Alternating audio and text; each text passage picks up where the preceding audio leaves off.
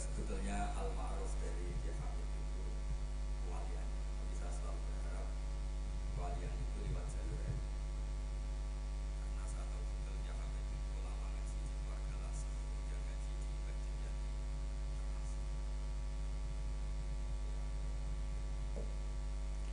Bajian itu adik dari Kiai Mahfud Terus.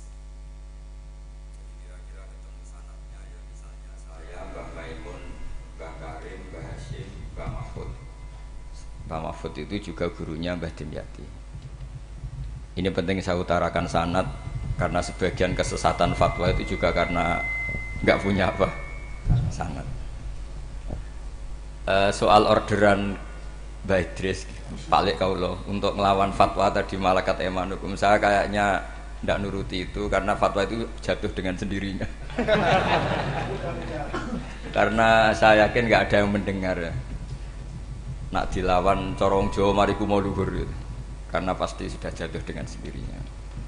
Karena kata Rasulullah SAW itu al halalu bayyinun wal haramu bayyinun. Jadi semuanya itu sudah jelas. Manusia itu diwatakkan untuk mencintai fitrah salimah.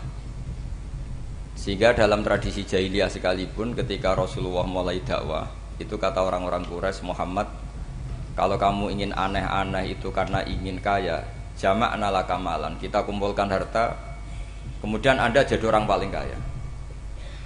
Kalau kemudian Anda ingin dari aneh-aneh itu mendapat perempuan, kata orang Arab jahiliyah sebelum ada Islam, kata mereka juga zawwasnakaha, maka perempuan itu yang kamu cintai kita akan mengkawinkan, menikahkan kau dengan dia. Artinya adatun nikah itu adat yang dahulu, dan mulai dulu yang namanya nikah itu melibatkan wali, melibatkan keluarga. Makanya diantara pujian tiba berjanji terhadap keluarga Rasulullah SAW adalah tarakus sifaha falam yusibbu ma'aruhu min adami wa ila abihi wa ummi. Sehingga sifah ini yang definisinya ya jelas, nikah definisinya juga apa? Jelas. Kalau ada orang tertentu yang belum jelas definisi itu sudah di bawah awam lagi. Sudah tidak awam tok, tapi sudah di bawahnya, di bawah nol. Sehingga nggak usah dilawan orang-orang yang punya nilai kayak kita ini. Jadi, karena tadi zaman jahiliyah saja, jika Muhammad kamu ingin aneh-aneh itu, ingin nikah, zawwasnaka, kita akan nikahkan kamu dengan perempuan yang kamu inginkan. Nggak ada dalam satu riwayat pun yang dikatakan maka saya sewakan atau saya bookingkan, tidak ada. Semua redaksi zawwasnaka. Itu artinya ada seremonial akad yang bernama apa? Nikah.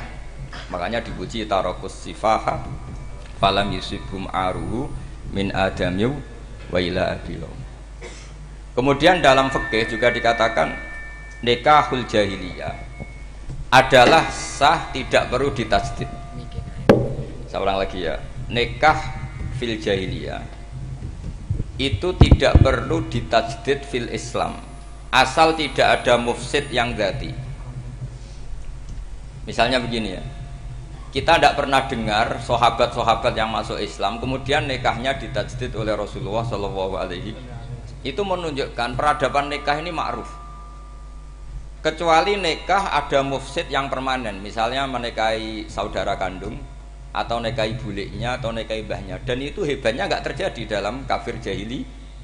Semua nikahnya normal dan dengan wali, sehingga Anda tidak perlu menyangsikan aturan-aturan fikih yang sudah dibakukan oleh ulama. Jadi nggak usah risau sama. Pokoknya sampean yakin saja ja'al haqqu wa zahaqal batil innal batila kana zahuqa.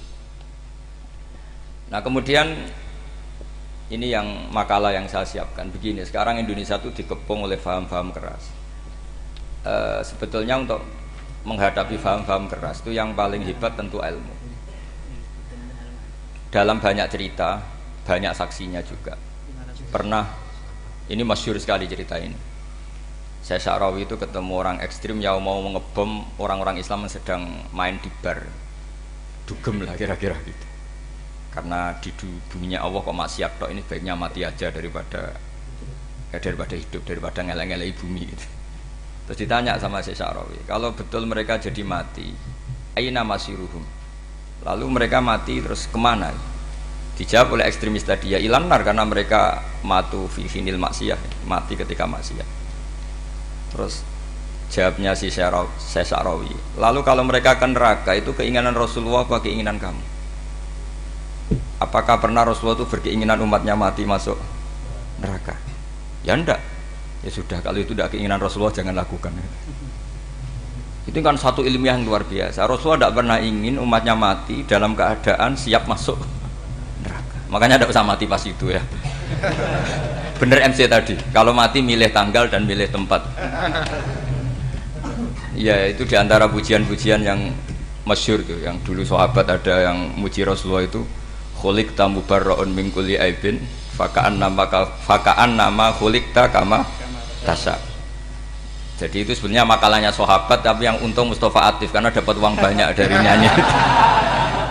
Jadi itu sebenarnya makalah normal dari pujian seorang sahabat, tapi yang untung Mustafa Atif. Mungkin yang untung juga pengundangnya karena ternyata abadi ya. Tapi itu makalah itu dah.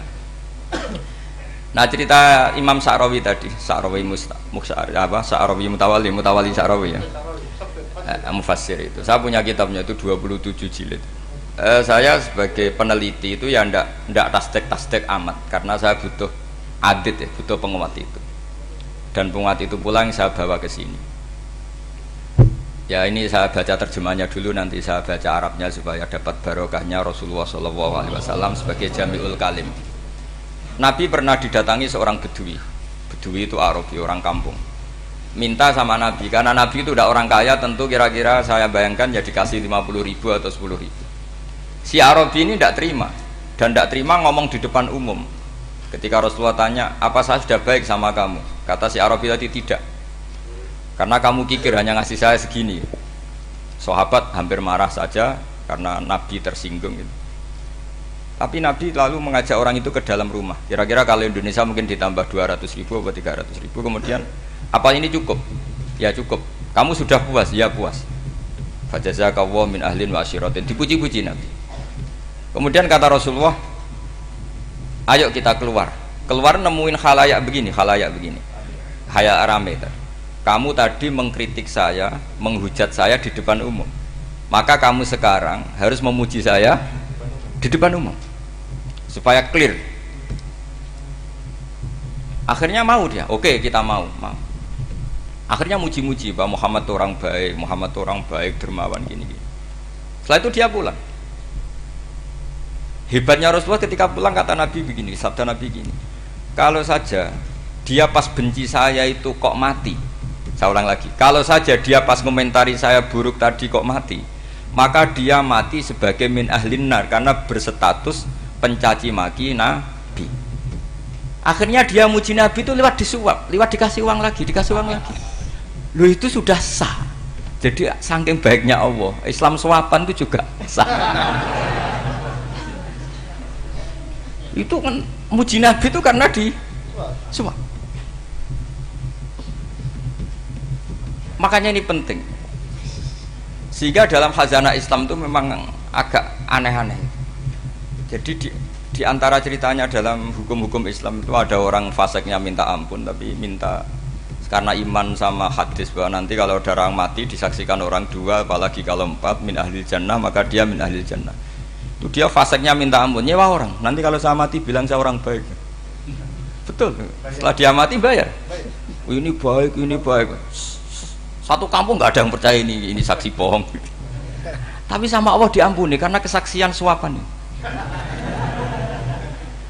Lalu Berarti jenengan ngalalo suap ya ndak, saya ada ngalalo suap, ngalalo sedekah. Karena sekarang kalau ada caleg bayar katanya sedekah. Ya sedekah terpaksa. Ini penting saya utarakan karena apa? Allah itu menilai itu tidak sama dengan pikiran kita. Makanya kubu sebelah ini terlalu ekstrim, memaksa Allah berpikiran kayak dia. Satu karena kurang ngaji, nomor dua ya tadi emosinya lebih tinggi ketimbang intelektualnya. Ini penting saya utarakan. Ternyata orang yang nyuap tadi apa nilainya plus, yaitu dia iman sama dawai Rasulullah Shallallahu Alaihi Wasallam. Kalau yang namanya saksi itu penting, cuma dia mendapat cara itu lewat suap. Tapi kan iman kalau dawai Nabi itu benar, kalau ada saksinya pasti min ahlil jannah. Terus dia nyari saksi harus dibayar, ya dibayar.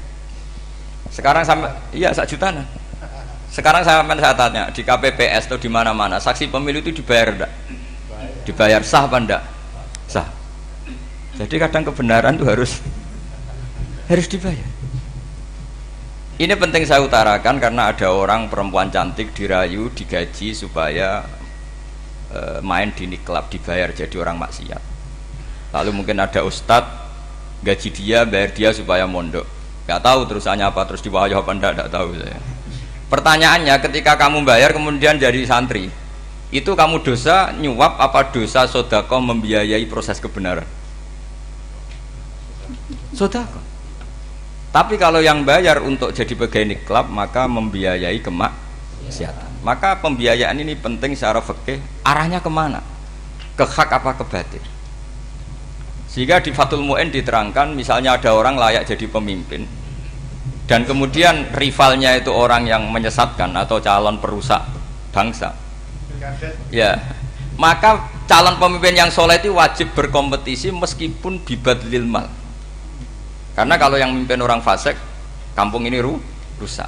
Kalau yang memimpin orang soleh, kalau nggak bayar juga nggak jadi, maka wajib bayar. Lah yang soleh bayar ini berstatus sedekah, tapi yang batil ini berstatus suap. Kenapa demikian? Karena yang namanya riswah atau ada yang baca ruswah adalah pembayaran untuk mengehakkan barang batil dan membatilkan barang hak. Sementara pembiayaan orang soleh adalah untuk memperkuat hak. Nah orang tuh nggak tahu, yang ngajinya tidak hatam-hatam tuh taunya pokoknya ar-rosi wal murtasi benar. Tapi nggak pernah mikir lalu definisi riswah atau ruswah itu apa? Ini bukan provokasi supaya semua calon bupati, gubernur nyuap enggak. Hanya nyuruh mereka sodako saja. Jadi kalau nggak jadi, tapi sodako betul ya, kalau nggak jadi ya tetap ikhlas dari awal memang sodako. Lah soal gremeng ya bawaan manusia gitu ya. Ya nggak apa-apa, namanya tetap gremeng.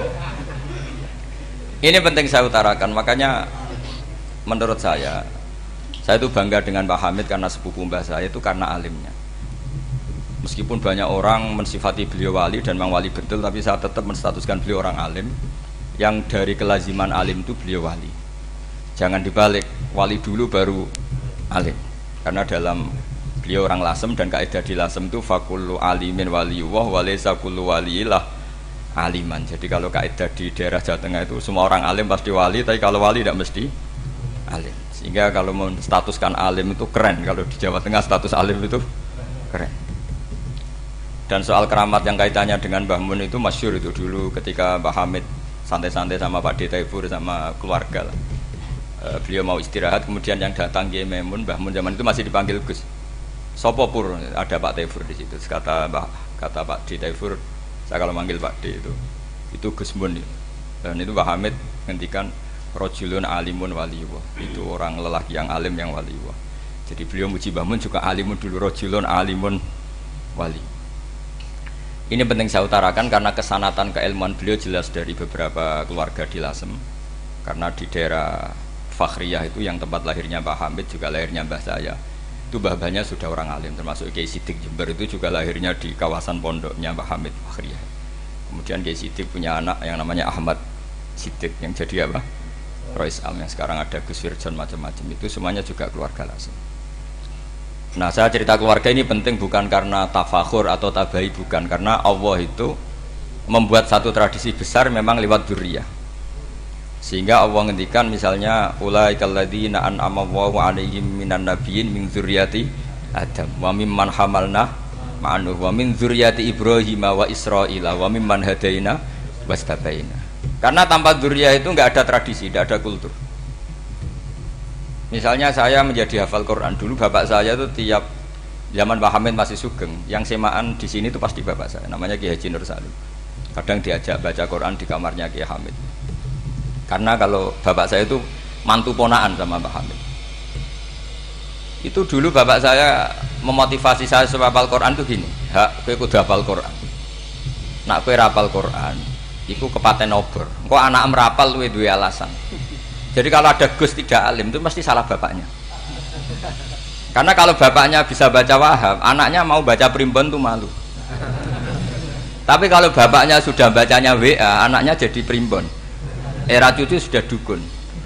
Era cucu sudah kayak Dimas Kanjeng, nanti itu pasti. Karena nggak ada rasa malunya. Tapi kalau bapaknya alim baca Wahab misalnya, juga qanaah, anaknya juga itu figurnya. Terus cucunya juga gitu figurnya. Makanya disebut dzurriyatam ba'duha min ba'd. Ini penting. Dulu Mbah Mun itu sering ngijazahi saya itu persis ijazahnya bapak, ijazahnya Pak Hamid. Kalau punya amplop itu ya dibeda-bedakan, ini amplop dari tamu, ini dari pejabat, ini dari orang fakir. Sehingga penggunaannya juga sesuai itu. Tidak serampangan. Karena dianggap amanat, kalau kita salah tasarruf maka menjadi hisab. Kalau sekarang enggak, salah dikumpulkan. Orang desa salam template wadol pitik kuru, wedhus kuru. Ambek guse tuku HP seri terbaru itu kan kasihan ya. Padahal sing salam template itu ibunya kerja di Malaysia. Mungkin gelantungan ngecat tembok di Malaysia. Hasil salam template dienggo Gus tuku HP terbaru itu kan enggak imbang. Nah dienggo tuku tasbih kan sumbut. Ini bukan nyindir tapi ngamuk jadi ini penting karena semuanya itu ada hisabnya, walatus alunna yauma idzin anin naim. Karena tradisi ini harus kita teruskan ala qadril istithaq, karena itu nanti yang mengawal ilmu.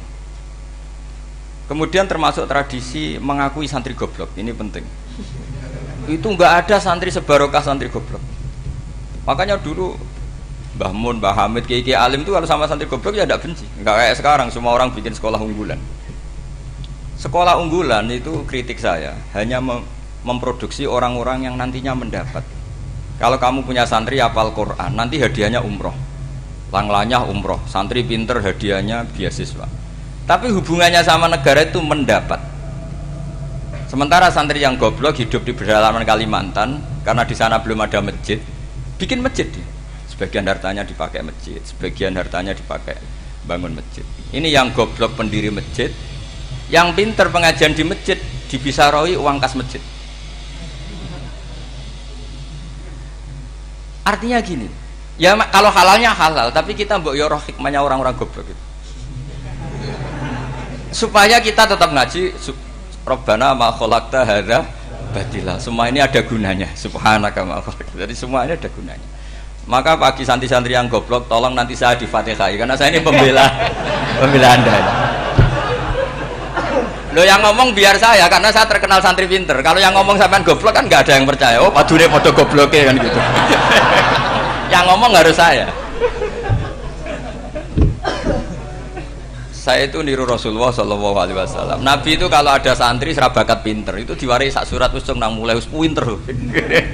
Banyak itu. Balighu anni walau ayah, ada sahabat ngaji hanya diajari idza zulzilatil ardu, sudah kamu pulang, sudah pinter. Karena betul. Sekarang coba diangan-angan, ada santri alim alamah, mungkin bakasnya furu'iyah, gimana hukumnya Jumatan jumlahnya itu 40 kurang atau 40 pas imam. Kemudian ada yang batal satu, hukumnya gimana? Dia mikir furu'iyah. Sementara yang goblok, dia di desa tertinggal gak ada masjid. Piye caranya dia masjid? Ini bikin aslul ibadah, yang sini sudah khilaf tentang yang nggak penting. Jadi orang goblok kadang lebih keren. Akhirnya apa? Duriannya yang goblok nanti jadi orang alim alama ngekholi wong goblok karena pendirinya biasanya orang pati pinter. Itulah Allah Subhanahu Wa Taala. Ada bikin sesuatu itu sia-sia. Nah saya ini korban ilmu itu. Akhirnya santri saya banyak yang nggak jelas. Ya. Tapi ya saya terima saja, saya santri itu macam-macam. Ada yang profesor, ada yang doktor, ada yang goblok, ada yang baru tobat kemarin. Ada yang Cina lagi seneng ahli sunnah wal jamaah, macam-macam. Semuanya ngaji sama saya. Karena saya tetap berkeyakinan Rabbana ma khalaqta hadza batil. Ini penting saya utarakan karena khazanah kita ini jangan digerus oleh orang yang tidak bertanggung jawab. Pernah ada di hadis Muslim, ini cerita di Sahih Muslim. Ada seseorang sedang sujud, kemudian diinjek oleh orang fasik. Saya ulang lagi, diinjek. Rokobahnya, yang diinjek itu rokobahnya. Lehernya itu diinjek sama orang fasik. Kemudian si yang sujud tadi bersumpah, wallahi la yaghfiru wallahu lak. Demi Allah, Allah tidak akan mengampuni kamu. Itu Allah kemudian mewahyukan sama Nabi di zamannya. Wahyunya adalah, mangdalladzi yata'alla alayya, alla aghfira li fulan.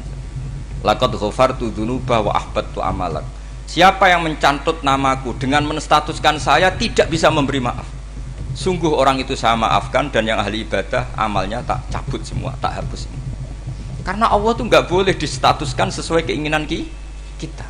Kita sedang soleh terus mengatakan orang lain tidak soleh, Allah tidak akan ngampuni. Ngampuni tidak, itu wilayahnya Allah, dan Allah yaf'alu ma yasha, dan Allah berkali-kali memaklumatkan dirinya yaghfiru liman yasha wa yu'adzibu man yasha. Tapi ini kubu sebelah nyifati Allah hanya wa yu'adzibu, kubu sebelah kan gitu.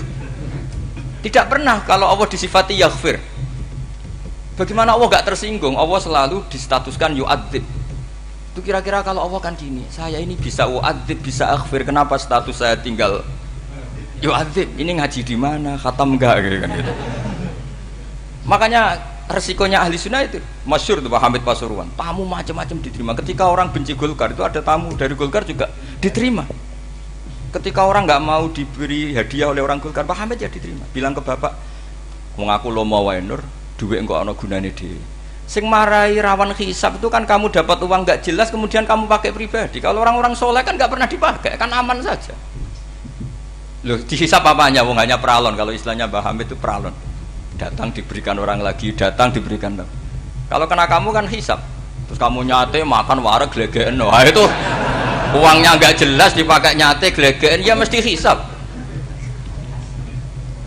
Kalau nggak jelas ya disedekahkan. Kalau ingin bebas apa? Hisab. Tapi kalau sering sedekah biasanya nggak bebas dari miskin. Tapi kalau kamu wali kan tetap kayak Pak Hamid itu masyhur bisa kok. Tapi kan nggak jadi miskin. Kamu nggak terkenal sakok tapi miskin. Ini nggak wali. Ini penting. Jadi kebanyakan orang ekstrim karena mensifati Allah Ta'ala itu hanya dengan status yu'adzib, tidak dengan status yaghfir. Dan itu mereka harus ngaji lagi. Kurang apanya Rasulullah SAW? Nabi sebagai manusia benci sekali sama pembunuh Hamzah karena qatilu ahabbin nasi ila Rasulillah, yaitu sama Wahsy. Siapa yang nggak tahu Wahsy? Qatala ahabban nasi ila Rasulillah, itu qatala Hamzah. Dan ketika Nabi nyuwun sewu maksud no Wahsy, Allah malah nurkan ayat laisa laka minal amri syai'un aw yatuba alaihim. Ada pilihannya aw yatuba alaihim. Apa yang terjadi? Justru Allah mentobati Wahsy, memaafkan Wahsy, mentobati Wahsy. Ada sahabat yang dipuji Nabi hamamatul masjid, akhirnya su'ul khotimah. Kita tahu ceritanya siapa? Sa'labah. Makanya kata Mbah Mun sering cerita ke saya, banyak orang darani saya itu tidak jelas, kata Mbah Mun, karena saya sama siapa saja baik, sehingga banyak yang nuduh saya itu tidak jelas. Kata beliau, ulama paling jelas ya saya ini kan, karena masih orisinil, kata beliau. Tapi pakai bahasa Jawa, karena tadi Mbak Idris bilang ada yang MA ya Mbak, Madura asli tadi, makanya saya terpaksa bahasa Indonesia tadi. Kata Mbah Mun, ulama paling jelas ya saya, karena saya menyikapi siapa saja baik, karena di hati saya hanya membaca laisa laka minal amri syai'un aw yatuba alaihim aw yu'adziba. Kenapa kamu vonis si buruk? Bisa saja nanti baik. Yang sedang baik bisa saja nanti bu. Kalau nasib seseorang nggak jelas, kenapa kamu sikapnya jelas? Nah ini orang-orang nggak ngaji itu memaksa orang lain jelas. Ini kubu sebelah pasti salah, ini pasti benar. Wong manusia kok dipasti-pastikan gimana? Kita ini tidak nabi. Kalau nabi maksum pasti benar. Kalau sampean maksum bisa. Apa? Maksum bisa. Jadi ketidakjelasan para ulama ini berdasar konstitusi tadi, bahwa itu wilayahnya Allah Subhanahu wa Ta'ala. Ini penting saya utarakan. Jadi penting sekali. Jadi orang yang sedang fasik sekarang bisa saja nanti tobat. Yang sedang sekarang soleh bisa saja nanti masalah. Sehingga Rasulullah tetap mengajarkan ya muqallibal qulub tsabbit qalbi ala dinik. Jadi kalau ngaji itu khatam. Khatam itu begini misalnya ya. Saya pernah ngaji Ihya, belajar Ihya khatam. Bahkan saya punya takrirannya berdasar kitab Ithaf, sarahnya Ihya. Kalau ingin tahu sanadnya sarah Ihya, ya misalnya Gus Idris ini, Idris ngaji Mbah Hamid Pasuruan, ngaji Mbah Dimyati. Mbah Dimyati ini ngaji sama kakaknya Kiai Mahfud Termas. Kiai Mahfud ngaji sama abahnya Kiai Abdullah. Kiai Abdullah ngaji sama abahnya Kiai Abdul Manan. Kiai Abdul Manan ini mulazim terhadap Sayyid Murtado Az-Zabidi. Jadi kalau santri Salafiyah ini ya kira-kira tokoh Sabiah. Karena Mbak Idris Sadisa ya kira-kira sampean itu dari pengarang Ithaf itu baru tokoh berapa? Sabiah, masih keren. Turun pitu. Masih kaya lah. Lah kamu kok miskin? Turun ke wolu katanya kan. Jadi nanti kalau masih keren. Itu sampai ngaji kitab kalau khatam. Saya ulang lagi kalau khatam. Itu memang ada bab-bab di mana ulama itu harus tegas, harus tafriq bainal haqqi wa bainal batil. Oke, itu bagus. Mana yang hak, mana yang batil kita bedakan. Di bab itu bagus. Tapi kalau nanti kamu ngaji bab tawadhu, lihat di Bidayatul Hidayah atau di semua kitab tasawuf, bab tawadhu itu, kalau melihat kamu orang kafir, kamu melihat orang apa? Kafir. Ini aso ma'akufri, ini maksiat wajar dia kafir. Saya ini muslim kok maksiat. Fadam bi akbah, maka dosa saya lebih buruk. Melihat orang tua, mesti hada aksaru ibadatan, ini lebih tua, mesti ibadahnya lebih banyak. Nanti kalau melihat anak kecil, hada asgharu minni sinnan, pasti maksiatnya banyak saya. Sehingga terus evaluasi gitu, sehingga nggak pernah takabur. Misalnya di sini, saya ini kan gayanya keren, duduk di atas sampean di bawah. Gayanya tok, hakikatnya sampean lebih sombong karena memerintahkan saya. Jadi panitianya itu, makanya saya merasa tawadhu saja meskipun berdiri.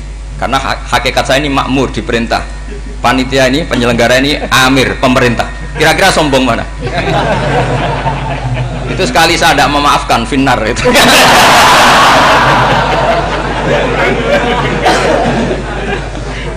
Tapi insya Allah tak maafkan lah. Iya masih insya Allah. Jadi ini penting. Jadi mbok ya orang-orang yang ekstrim tuh mikir keinginan Rasulullah SAW itu umatnya meninggal dalam keadaan baik. Makanya benar tadi, notulen tadi, kalau doa, kalau ingin mandi itu memang harus ada jadabnya. Tapi yang asli loh ya, jangan gaya-gayanan. Ya asli betul loh, yang nggak khilaf memang asli. Itu ada seorang wali doa di depan Nabi itu begini, ya Allah, saya harus jadi orang soleh. Allah diharuskan, itu kan nggak sopan ya. Ya Allah, saya ini harus jadi orang soleh. Kenapa? Sekali saya soleh, maka surroh habibu, yang senang kekasihmu. Sekali saya fasik, maka yang senang musuhmu, yaitu iblis. Tinggal jenengan milih mana, nyenangkan kekasihmu apa nyenangkan musuhmu. Akhirnya dapat aku, ya sudah, soleh aja soleh, ini kok doa kok neror orang ini. Kira-kira gitu. Jadi ya Allah, saya harus jadi orang soleh. Kalau saya jadi orang soleh, surroh habibuk, yang senang kekasihmu. Kalau saya jadi orang fasik, yang senang musuhmu. Sedangkan tinggal milih saja, menyenangkan kekasihmu apa menyenangkan musuhmu. Kira-kira Allah senang mana? Senang menyenangkan. Wah, itu doa paling mustajab. Tapi syaratnya harus anti bikolbin dan dari ijazah nggak mandi, itu ijazah nggak mandi. Maka ini tidak saya ijazahkan.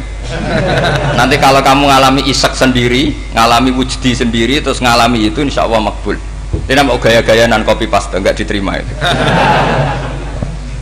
Jadi wali-wali dulu itu kalau berdoa itu sederhana, tapi dari hati yang paling dalam. Makanya Nabi Musa itu terkenal, orang paling seenaknya sendiri dan Nabi Musa hubungannya dengan Allah. Tapi sama Allah dimaafkan karena orisinil, tidak bikin-bikin. Rasulullah juga itu, kalau sudah marah itu doanya gitu. Cuma celakanya ditiru Nira Warisman dulu itu. Nabi itu ketika perang Badar itu jelas kalah, nggak mungkin menang, sudah jelas kalah. Nabi hanya 313, orang kafir 1000 dengan perlengkapan apa? Sudah lengkap semua. Setelah perang dilihat itu jelas kalah. Seri awal ya memang kalah betul. Doanya Nabi apa? Allahumma intuhlik hadil isobah lam tu'bad ba'dal ya. Ampun Gusti, silahkan bikin kalah, tapi ra ono sing roh nak jenengan pangeran. Pun lairan jenengan dadi pangeran, ora ono sing roh. Enggak ada ibadah.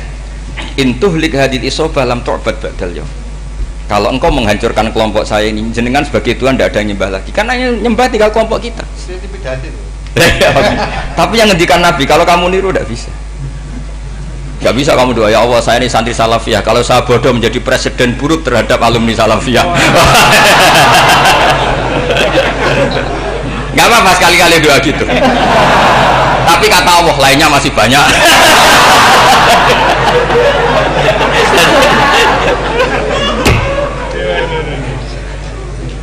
Tapi itu syaratnya tadi harus ada al-wujdi wasima. Jadi makanya Imam Ghazali punya kitab al-wujdi wasima. Karena ada masrob, ada syarob. Jadi wali ngikuti para nabi itu ada masrob, ada syarob. Sehingga perasaannya itu beda. Saya punya sekian contoh. Makanya tadi saya bilang di sini yang cerita nanti tak baca Arabnya ya, tabarruk dengan jamil apa kalim. Jadi Nabi menyontohkan gini ya. Hubungannya Nabi dengan umatnya itu kata Rasulullah ibarat orang punya unta atau sapi yang susah, yang sarodat itu berat. Kalau bahasa sini apa begitu? Yang larat ya Pak? Melayu. Terus orang-orang lain ingin membantu, kubu sebelah ingin bantu, tapi ketika mereka ingin bantu malah unta ini tambah lari karena asing. Semua selain pemiliknya ini kan bagi unta itu asing. Jadi mau dibantu ditangkap tambah lari karena ini orang asing semua. Ngajinya agak jelas, asalnya agak jelas, tapi mau ikut ngurmat Islam ini asing semua. Akhirnya Nabi, kata Nabi yang punya unta itu tadi datang, kemudian ngambil rumput, terus unta itu dipanggil, kemudian unta itu ngikuti. Kata Nabi, ibarat saya seperti itu. Kalau saya yang memimpin Islam, saya yang merawat umat saya, maka umat akan mudallalah, akan nurut. Tapi kalau yang rumat kalian, malah Islam menjadi kacau.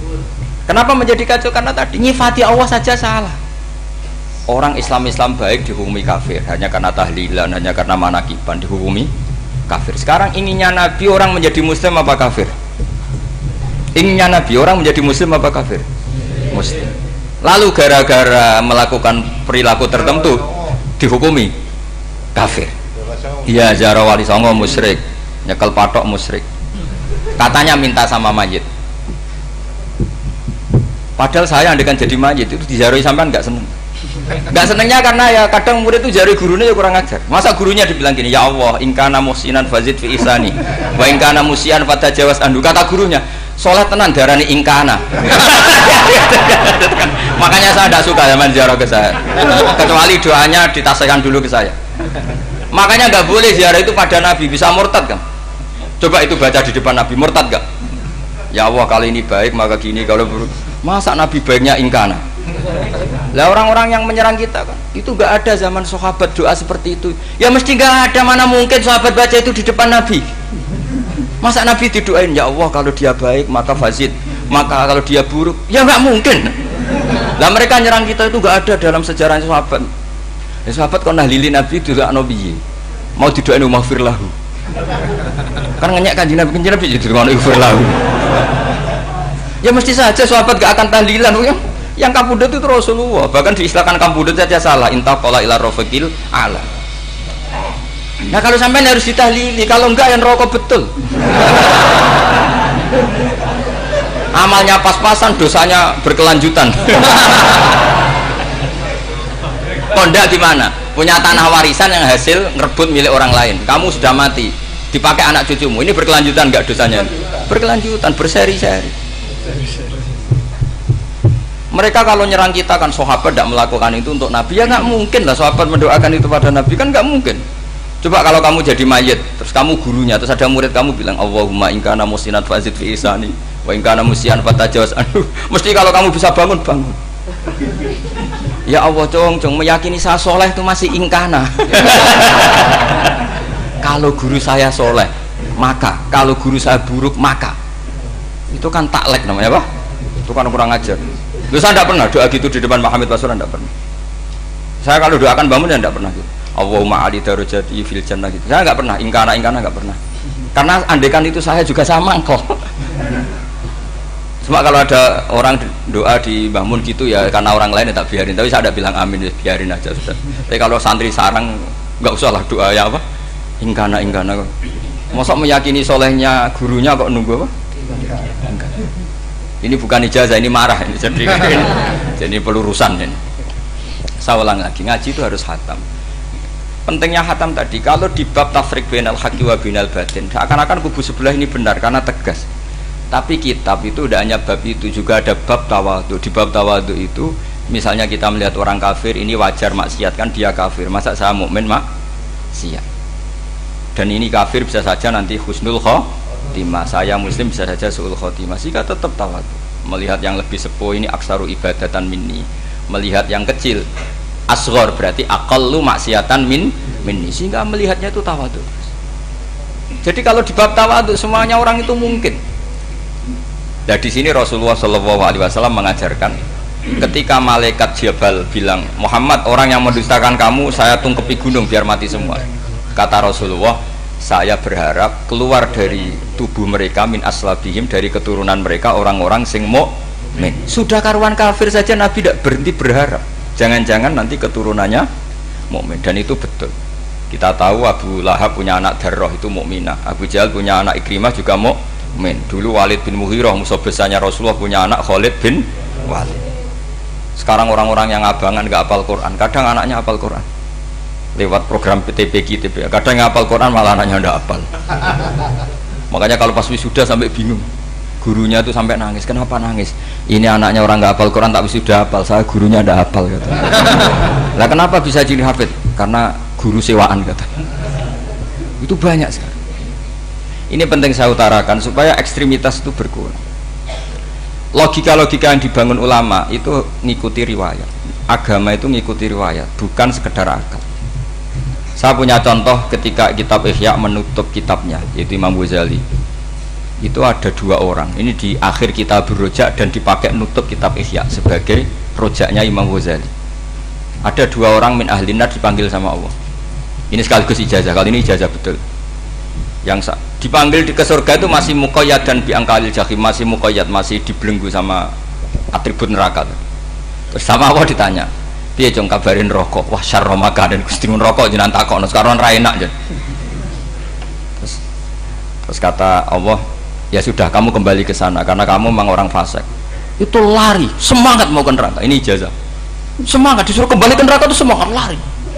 Allah tanya, "Loh, Jong, kenapa kamu semangat?" Ya Allah, saya ini sudah kapok. Dulu ketika di dunia kamu perintah, engkau perintah, saya tidak semangat. Maka kali ini jenengan perintah, saya semangat. Karena saya sudah kapok. Setiap engkau perintah, saya ada lari semangat ke neraka. Nah barokahnya semangat masuk neraka ini, kata Allah, ya sudah kamu di surga saja. Maka ijazah nanti kalau ada pengumuman silahkan masuk neraka, kamu harus lari sekencang-kencang. Karena itu perintah Allah apa? Yang ketika kita di dunia kalau diperintah males-malesan. Kalau kamu diperintah sholat subuh jamaah kan males-malesan. Dan itu menjadi kita masuk neraka. Sebagai kafarah itu ya Allah, karena ini perintah engkau, saya tidak males-malesan lagi. Wis ngembaliin rokok, lari semangat. Allah akhirnya haru, dimaafkan. Panggil lagi, sudah di surga saja. Barokahnya semangat masuk neraka. Nah ini ijazah ini. Ya diterima ya. kok enggak semangat terima ya. Yang kedua enggak, sudah kamu kembali ke neraka, pelengahan gitu, enggak semangat. Allah dilihat terus enggak semangat. Kenapa kamu tolah-toleh? Ya Allah, saya tidak pernah ngira ketika engkau manggil saya ke surga kemudian engkau kembalikan lagi ke neraka. Ya sudah di surga saja, barokahnya husnudzon. Jadi ini ijazah, kamu milih dua itu, milih yang mana terserah. Artinya apa? Logika kamu itu tidak mesti masuk apa yang dilakukan oleh Allah Subhanahu wa ta'ala. Itu logika kamu kan tidak masuk, tapi Allah yaf'alu ma yasha. Ini penting saya utarakan. Nah tapi orang-orang ekstrim itu maunya nyifati Allah dengan status yu'adzib, yantakim, jabbar, qahar. Sifatnya Allah Ta'ala itu 99. Kenapa apa kamu hanya satu? Jadi tetap saja menghadapi fenomena seperti ini tetap laisa laka minal amri syai'un aw yatuba alaihim aw yu'adzib. Sehingga setahu saya Mbah Mun, Mbah Hamid Pasuruan, guru-guru kita, habaib yang alim-alim itu melihat tamu macam-macam ya dilayani semua. Karena ini ngadepi fenomena sosial yang semuanya tidak jelas. Kalau nggak jelas apa? Ya kita bisanya berharap karena afdolul ibadah itu intidharul farad. Kalau belum Islam sekarang kita harapkan nanti. Kalau bapaknya enggak kita harapkan anaknya. Kalau anaknya belum kita harapkan cucunya. Karena agama ini limangka nayarjuwo hawal yaumal akhir. Agama ini bagi yang terus berpengharapan, bukan bagi yang putus asa. Ini yang penting saya utarakan. Jadi apalagi Allah sudah punya rencana tadi, yang goblok-goblok di pedalaman Dayak bikin masjid, Yang pinter-pinter ramen lomba untuk sangu, untuk umroh. Kira-kira memberi sama mendapat pahalanya keren mana? Memberi. Tapi tidak usah jadi goblok. Goblok tidak usah direncanakan, sudah terjadi.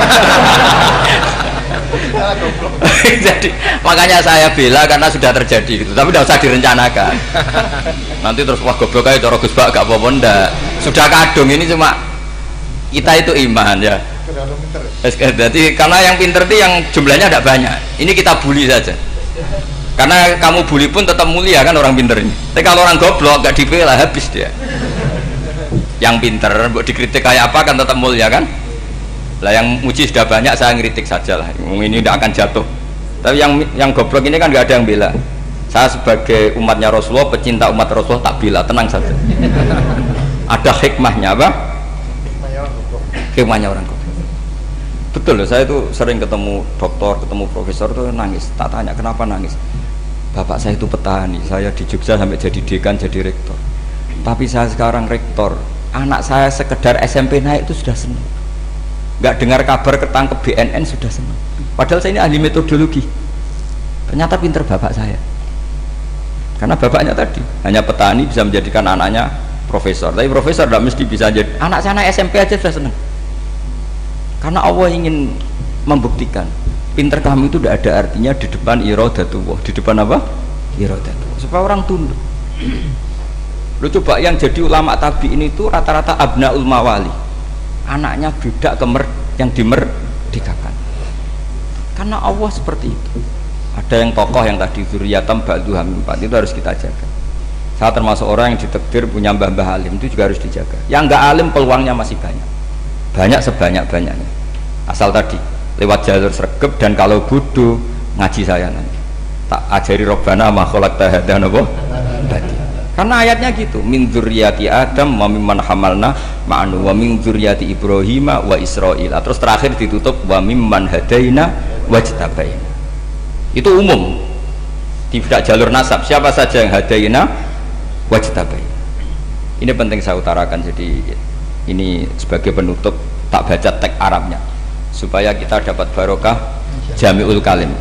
Karena sebarokah-barokahnya bahasa Jawa atau bahasa Indonesia masih barokah bahasa Arab. Cuma kalau tidak saya terjemah dulu, nanti saya baca ini kamu amin amin dikira doa aja sih. Makanya ini diterangkan dulu biar gak korban apa diamini.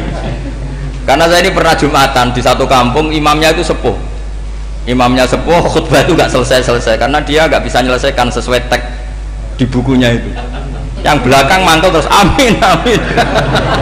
Akhirnya Pak Khotib ngadeg lagi, "Cungkurung doa, cungkurung."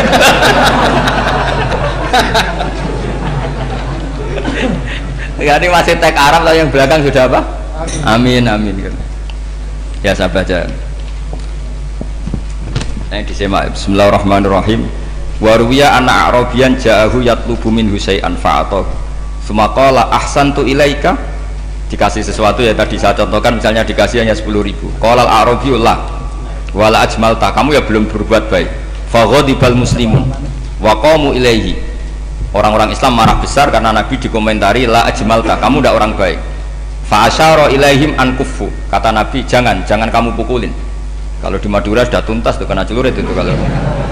Sumakomak, kalau di MA tadi ya, di Madura asli tadi ya. Sudah tuntas. Sumakoma wa dakhala manzilahu. Setelah itu terus arsala ilahi sallallahu alaihi wasallam wa zadahu syai'an. Kemudian Nabi menyuruh dia, ayo masuk rumah terus ditambahi. Faqala ahsantu ilaika qala na'am fajazakallahu min ahlin wa asyiratin khairan. Setelah ditambah banyak sama Nabi, saya sudah baik sama kamu. Wah baik kalau sekarang baik. Itu mengatakan baik karena ditambah uang loh. Bukan karena dari nuraninya, karena ditambah uang, ditambah duit. Amplopannya ditambahin. Faqala lahu nabiyyu sallallahu alaihi wasallam innaka qulta ma qulta wa fi nafsi ashabi min dzalika syai'un. Fa in ahbabta faqul baina aydihim ma qultu baik. Ma qulta baina yadayya hatta yadhaba ma fi sadrihim alaika. Kamu tadi ngomong dan menjadikan sahabat saya tersinggung. Coba sekarang klarifikasi supaya mereka clear apa? Itu menunjukkan klarifikasi itu termasuk wataknya Rasulullah Shallallahu Alaihi Wasallam. Tadi kamu menyinggung saya di depan umum, maka sekarang kamu muji saya juga harus di depan umum supaya clear, supaya mereka tidak punya perasaan macam-macam. Sudah akhirnya Qala na'am falamma kana al-ghadu awil asyu ja'a faqala sallallahu alaihi wasallam inna hadzal arabiyya qala ma qala fazidnahu fazama'nahu radiya kadzalik. Qala na'am fajazakallahu min ahlin wa asyiratin khairan. Terus faqala Nabi sallallahu alaihi wasallam, ini penting ya bagi semua dai, bagi semua ustaz. Masali wa masalu hada masalu rajulin lahu naqatun syaradat alaihi fattaba'an nasu wa fa'atba'ahan nasu falam yaziduha illa nufuran fanadahum sahibuha khallu baini wa baina naqati fa inni arfaku biha minkum. Jadi namanya unta, sapi atau kuda itu lebih terbiasa sama pemiliknya sama orang lain. Sama pemiliknya. Kalau orang lain ikut mantu ketika berat malah tambahlah lari. Sama kiai sama umat tuh, kalau kiai kan punya syafaqah sama umat, maka inginnya umatnya dimaafkan. Tapi kalau kubu sebelah inginnya mengkafirkan, mendosakan, membid'ahkan, itu bisa diharap nggak umat mau kembali, malah lari. Makanya saya pernah ngalami ini serius. Ada orang tukang ngafir-ngafir nawang NU di majelis, satu majelis dengan saya. Singkat cerita semua NU pinter, waya jamaah duhur itu waya sholat, ayo jamaah, aku gak sholat. Kenapa? Kafir sholat bareng. Gak wajib mengkafir sholat. Tidak usah kafir, sholat saja. Mereka itu kan omongannya ta'arud, mengkafirkan kita tapi mewajibkan kita sholat. Sholat wajib gak bagi orang kafir? Gak wajib. Berani gak mereka mengatakan yang dikafirkan tidak perlu sholat karena sudah kafir? Berani gak kira-kira? Gak berani. Jadi omongan mereka itu paradoks semua, karena memang gak pernah ngaji. Gak pernah apa? Gak pernah ngaji. Ngajinya betul-betul gak pernah khatam tadi. Ya, jadi kata Rasulullah, fa inni arfaqu biha minkum wa a'lamu fatawajjalaha baina yadayha fa akhudalaha minkum mil ardi faradda hatta ja'at wastanakhat wa shadda 'alaiha rahlaha wastawa 'alaiha wa inni law taraktukum kaqaulihi. Terus ya sudah seperti itu. Faradda hatta ja'at wa shadda 'alaiha rahlaha wastawa 'alaiha wa inni law taraktukum. Terus itu walhasil itu terusannya hadis itu, kalau saya membiarkan dia dengan keyakinannya tadi mengkritik saya dan dia mati, maka dakholan. Jadi intinya gini, seneng Nabi dibayar itu sah. Seneng Nabi dibayar itu sah. Seneng Nabi dibayar itu sah. Jadi ya kalau ada maulid terus kiainya ngasih makan-makan terus menjadi seneng Nabi karena ada Bukharinya, itu juga sah. Ono zaitun sah. Terus kiainya seneng karena untuk amplop juga sah. Jadi ini sudah ini sama-sama sah. Karena untuk kebaikan selalu sah. Habis dua kajian di sini mesti ada sarapannya pertama, kopi dan sarapan ngaji pagi. Jadi orang datang ingin sarapan tidak apa-apa. Tidak apa-apa, sah itu. Sayyid Muhammad juga gitu, kalau ada orang ngaji dikasih uang juga sah.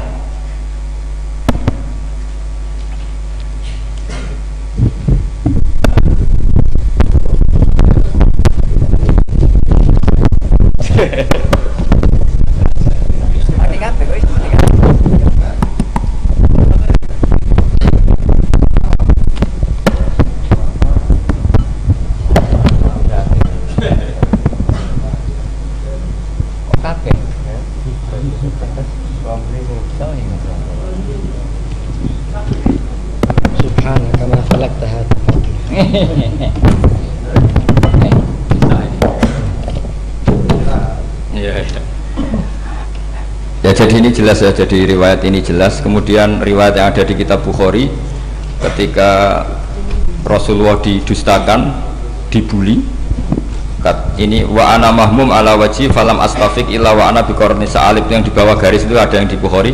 Farafatu rasi fa idzan ana bi sahabatin qad adallatni fa nadartu fa idzan fiha jibril fa nadani faqal inna wa qad sami'a qala qaumika laka wa maraddu 'alaika wa qad basa ilaika malakal jibal litamurahu bima syi'ta fihim fa nadani malakul jibal fa sallama 'alaihi tsumma qala ya Muhammad faqala dzalik bima syi'ta in syi'ta an udbika alim al-akhsaban faqala Nabi sallallahu alaihi wasallam bal arju ayyukhrijawahu min aslabihim ma ya'budu wa wahdah la yusyriku bihi syai'an. Jadi Nabi menghadapi yang sedang kafir saja nggak putus asa, bisa saja mereka nanti melahirkan anak-anak yang Islam. Jadi kalau ada kiai menghina orang kafir itu jangan melihat kiai kok pancanan wong kafir, yang benar itu kiai yang penuh harapan, sehingga sama orang kafir saja berharap. Tapi sekarang enggak, kiai pancanan wong kafir, kiai kok pancanan wong fasik. Logikanya dibalik, kiai nelateni wong kafir nak menawa anak turune masuk Islam, kiai nelateni wong fasik anak menawa dadi soleh. Logikanya harus seperti itu.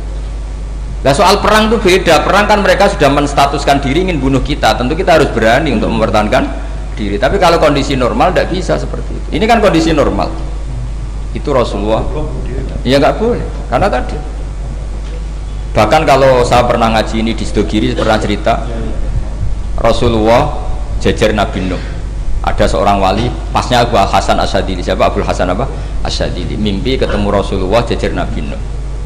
Kemudian Nabi Nuh itu digojlok sama Rasulullah. Kamu pernah maksudkan kaum kamu, bisa saja fi aslabihim atau fi zuhurihim ada nasamatan sing tu'minu billah. Sekarang misalnya begini ya, ini orang kafir. Di sini itu ada gen yang ribuan ila yaumil qiyamah. Bisa saja gen-gen yang sekarang masih di zuhurihim, karena kalau apa gen di lelaki diistilahkan fi zuhurihim, ini saja nasamatan tu'min. Nasama yang nanti mukmin. Kalau dia mati kan berarti kamu membunuh calon orang mukmin berikut. Tapi ya sama. Tapi kalau kamu bilang dibiarkan, bisa saja ini ada nasama sing calon kafir. Berarti kamu membiarkan kekafiran. Nah di sini hebatnya Allah. Allah bikin Nabi Nuh mewakili istihad potensi kekafiran berlanjut, sehingga beliau bilang wala yalidu illa fajiran kafaro. Paham ya kan? Rabbila tadzar alal ardi minal kafirina dayara innaka intadzarhum yudillu ibadaka wala yalidu illa fajiran kafaro. Logika itu terwakili oleh Nabi Nuh. Logika bisa saja ini ada nasamatan untuk minubillah, itu terwakili oleh Rasulullah. Bal arju ayyukhrijawahu min aslabihim may ya'buduwaha wa la yusyriku bihi syai'an. Kayak apa untungnya kita jadi umat Rasulullah sallallahu alaihi wasallam? Masalahnya nabimu gak Nabi Nuh, Nabi Muhammad. Jadi kira-kira istiadat kamu ikut Nabi siapa? Kalau main hantam ya ikut Nabi Nuh. Kalau main rojak berharap Nabi Muhammad. Ya sudah, sampean ikut mana tuh? Nabi Muhammad.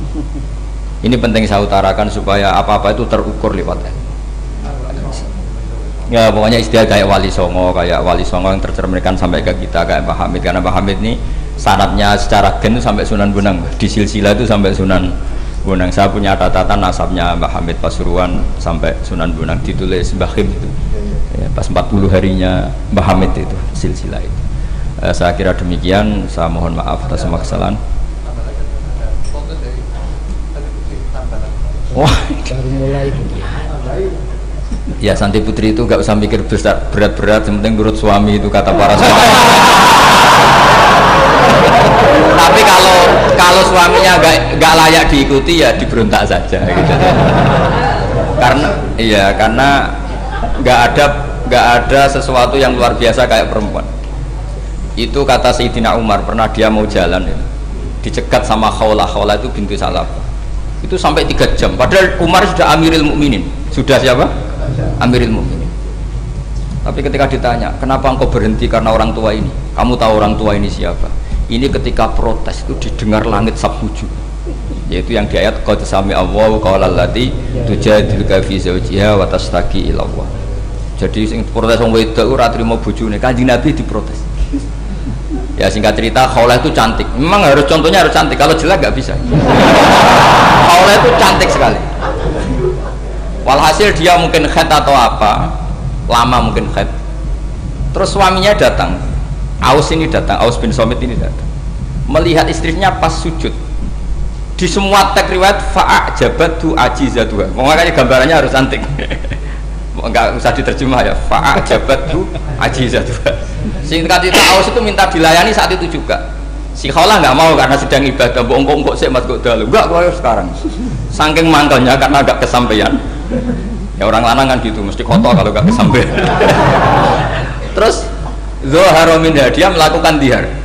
Anti aliyah kadhri umi. Dulu dihar dalam hukum jahiliyah adalah tolak. Setelah ditihar, Aus getulnya bukan main karena Khawlah ini cantik. Makanya contohnya ada cantik, karena kalau nggak cantik nggak getun gitu. Terus kalau nggak cantik juga suaminya ada kesusu gitu. Sudah tahu semua pokoknya gitu punya ada. Singkat cerita akhirnya suaminya datang ke Rasulullah. Ya Rasulullah, saya ini sangat mencintai istri saya, tapi tadi saya keterucut dihar dia. Lalu solusinya gimana? Ini karena tambahnya khas perempuan, kata Mbak Idris, ya sudah tak turut, ini khas perempuan. Kemenangan partai apa? Perempuan. Tapi tidak PSI, ini kemenangan partai perempuan. Kata Rasulullah, sementara hukumnya begitu. Kalau dihar itu bimanzilatit tolak, ya sudah kamu nggak bisa kumpul lagi sama dia. Istrinya dikasih tahu, protes, apa hukum apa-apaan itu diparani Rasulullah, ini hukum tidak benar ya Rasulullah. Ya tapi setahu saya hingga detik ini saya sebagai Nabi hukumnya baru begitu, nggak benar. Dibuantah terus sama Nabi diancam gini, kalau engkau tidak bisa memutuskan tak laporkan Allah.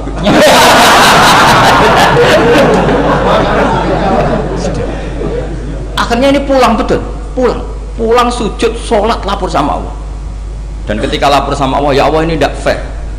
Lapornya tuh jorok sekali. Qad nasartu lahu batni akala sababi wa nasartu lahu batni akala sababi. Muda saya sudah dihabiskan sama suami saya. Wa nasartu lahu batni, tidak usah diterjemah. Tapi ketika saya sudah tidak muda, sekarang saya mau diceraikan lewat apa? Dia. Terus wa innali auladan, saya ini punya anak banyak. Indomam tuhum ilayya jauh. Kalau saya rawat pasti mereka kelaparan. Karena saya miskin, saya seorang perempuan. Tapi wa in domam tuhum ilaihi do'u. Nak tak elokno bapak mesti ditinggal wayang, wae kira-kira gitu. Wayang gerutu sendiri. Akhirnya Allah jawab bahwa dihar itu tidak tolak. Lah akhirnya Nabi manggil dia, panggil perempuan tadi. Padahal Nabi gak dengar, itu di kamarnya sendiri perempuan tadi. Terus qad sami Allahu qaulal lati tujadiluka fi zawjiha wa tashtaki. Itu semua teks ya tujadil. Allah mendengar perempuan lati itu perempuan tujadil kasih madoni kowe Muhammad. Nek dadi kiai dipadoni wedok enteng, Nabi saja dilabrak. Wes musa perempuan tuh repot. Nabi dilabrak. Sampai jadi surat Mujadilah. Makanya saya kalau baca Mujadilah dan baca Mujadalah. Ini kaitannya dengan tasrif. Jadalah yujadilu mujadalatan. Karena sekali nggak bisa tasrif nggak sah jadi mufassir. Ya jadi kalau kafaro ya kafiru ya takfiron.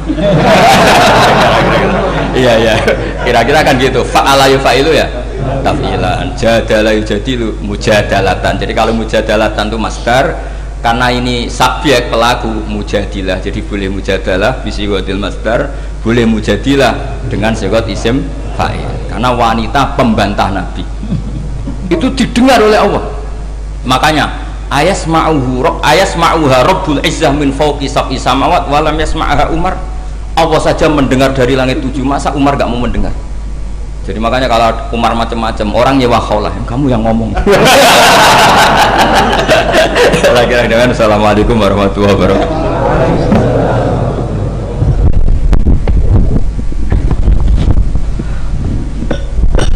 Luar biasa ini, alhamdulillah, mudah-mudahan menjadi ilmu yang bermanfaat. Dilanjutkan dengan sesi dialog. Untuk termen pertama kami beri waktu kepada 3 penanya. 3 penanya yang bukan termasuk yang goblok-goblok tadi ya. Monggo, silakan.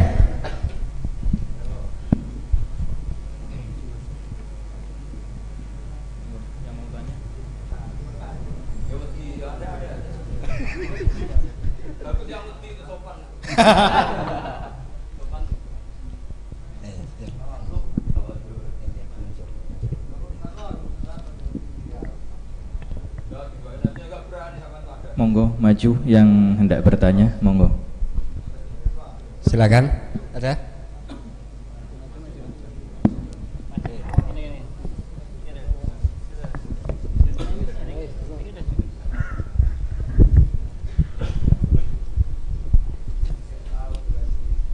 Bismillahirrahmanirrahim.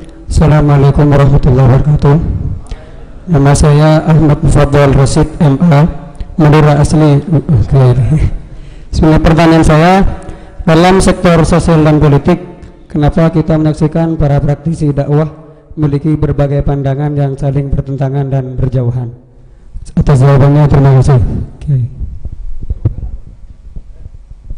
Yang kedua monggo.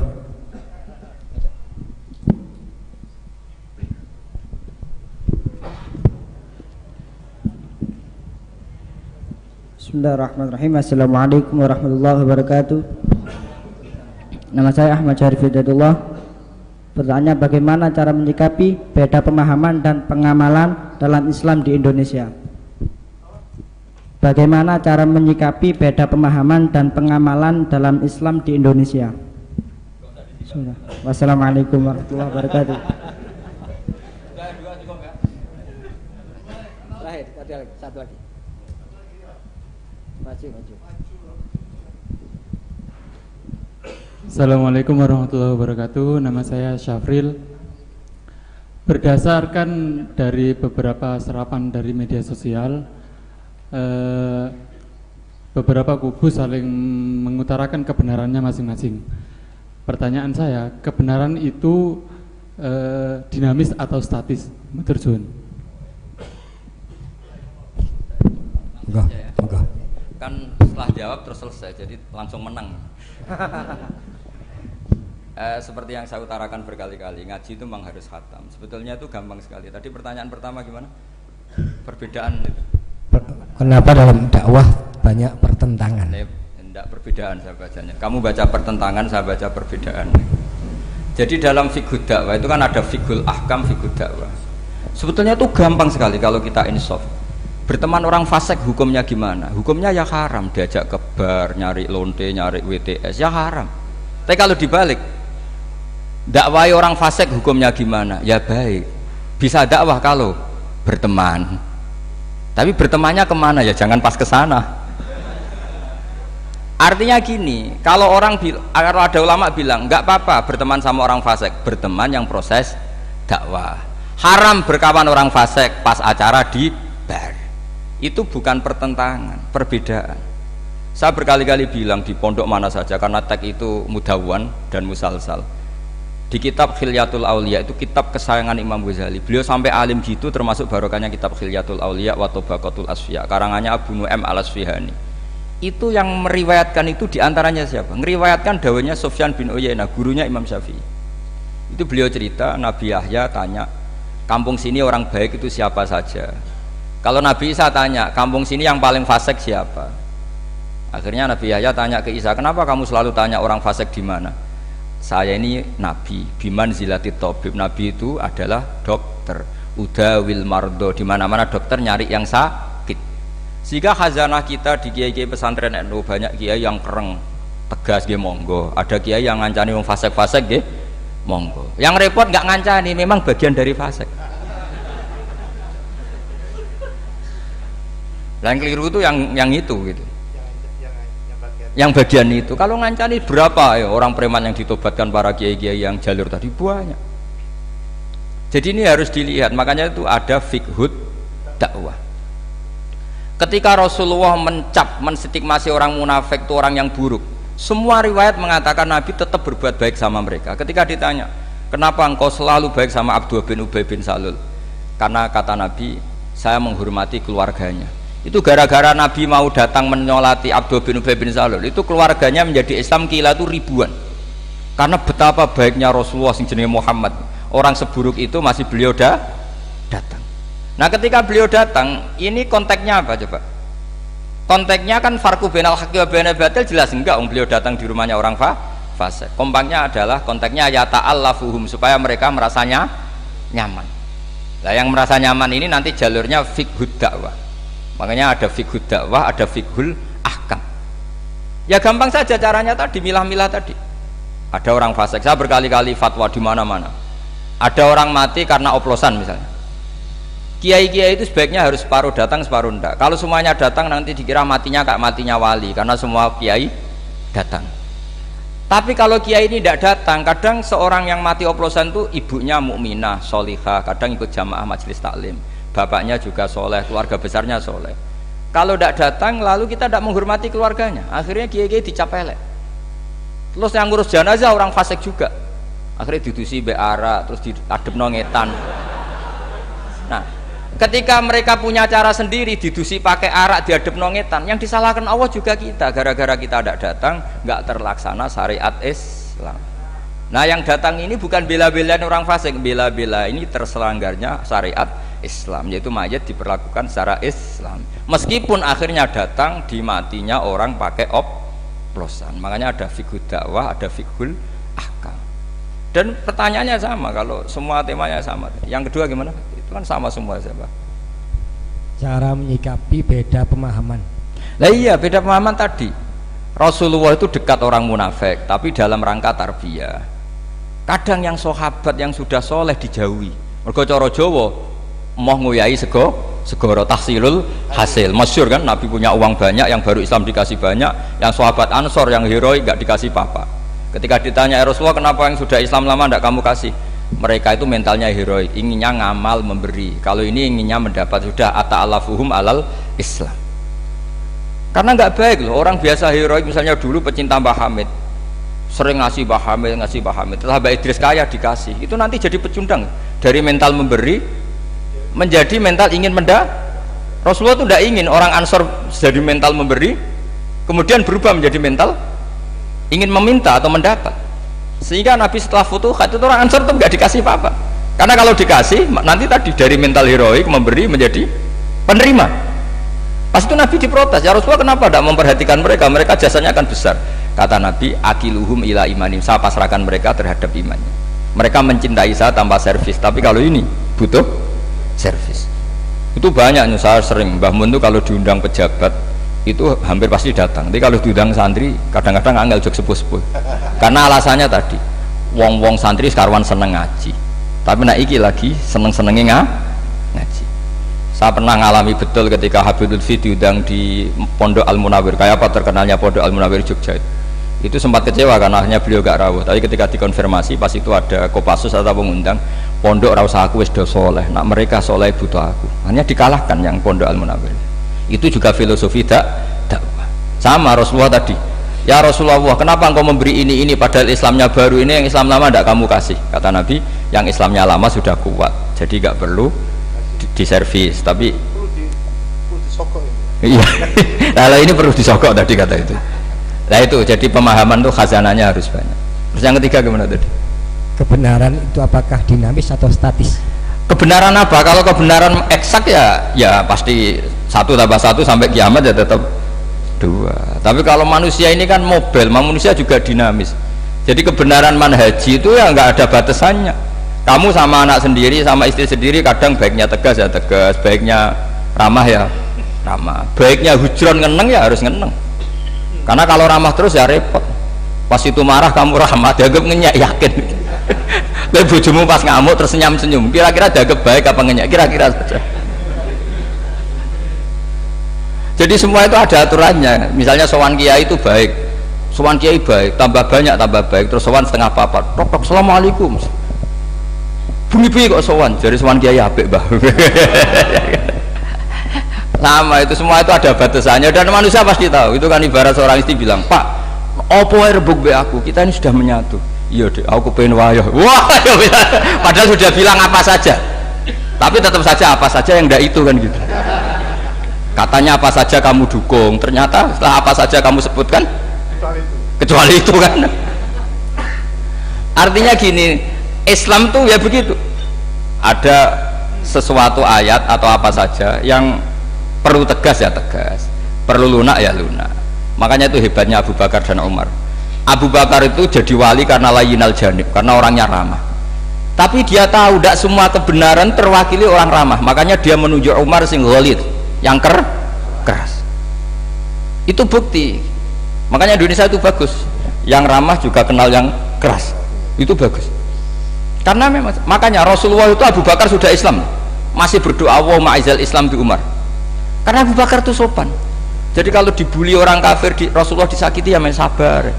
Rasulullah sudah mikir, nak gak ada petarung repot. Ketika melihat Umar di pasar Uqad itu petarung hebat, kata Rasulullah, kalau yang Islam ini itu keren. Makanya doa Allahumma aizal Islam bi Umar. Umar didoakan hanya 2 hari masuk Islam. Masuk Islam langsung marani Nabi, engkau ini orang yang benar, ngapain sembunyi-sembunyi, harus tegas. Seorang orang kafir diparani, awas gagu Rasulullah Muhammad, tak bacok kamu, tak bacok kamu. Akhirnya Allahumma aizal Islam pertama bihadil umaran, akhirnya kesampaian coba Umar yang khotob ya, bukan Amr bin Hisham. Jadi ini penting saya utarakan. Artinya apa? Kebenaran tidak semuanya terwakili orang sing layinal janib. Buktinya lam yaktafi Rasulullah bi islami Abi Bakar, tapi masih ingin dengan Islamnya Umar. Karena tadi ini penting saya utarakan. Jadi cobalah yang legowo secara ilmu.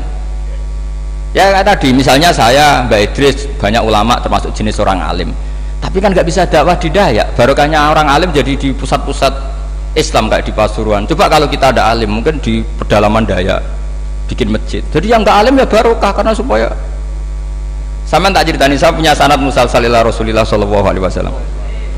Nanti dimasuk usulnya Rasulullah itu sampai saya figura.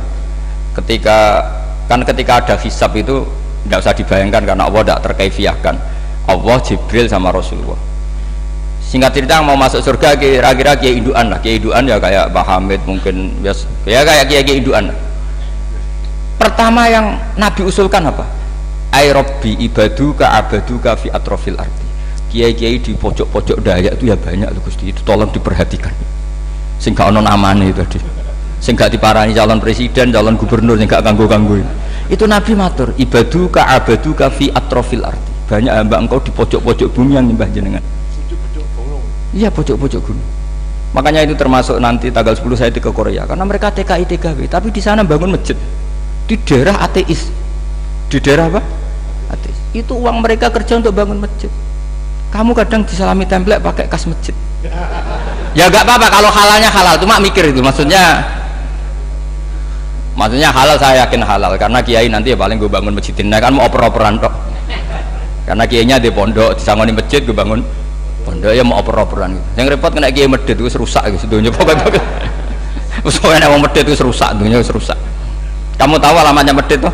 Qoribun minan nar itu sudah.